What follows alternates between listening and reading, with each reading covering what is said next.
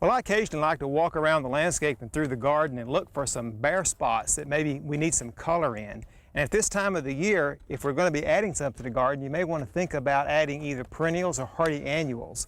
Not only will they give you some color now, but you're probably going to see these reoccurring next year and throughout the years. And if we plant a few hardy annuals each year or a few perennials, it won't be long until you have these really nice spots in your garden and the bare spots filled in.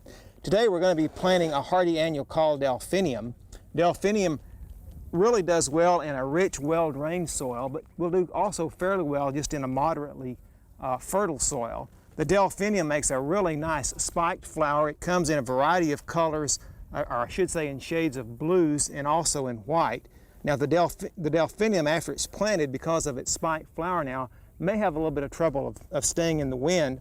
So I've also brought some stakes along, and I'll be staking that spike as I plant that, just to hold that spiked flower until it gets established.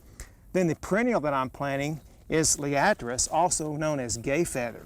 It's a plant that really likes bright, sunny locations, and also, though it responds well to moist, fertile soils, will do equally well in somewhat poorer soil. So you may have some spots in your garden that liatris, gay feather, which also comes in varieties of colors ranging from a deep blue to a light blue and also white.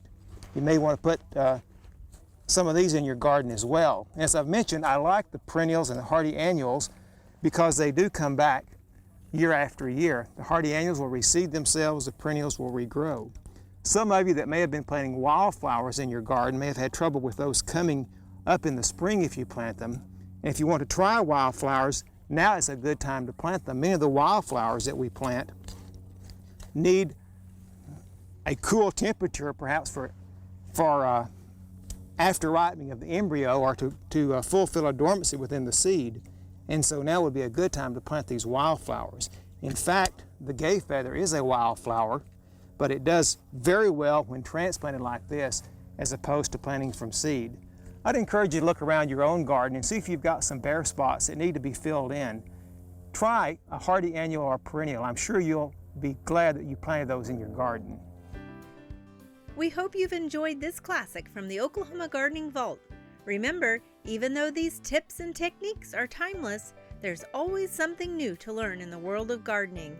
By subscribing to both Oklahoma Gardening and OK Gardening Classics, you'll have access to a wealth of gardening knowledge, both classic and contemporary.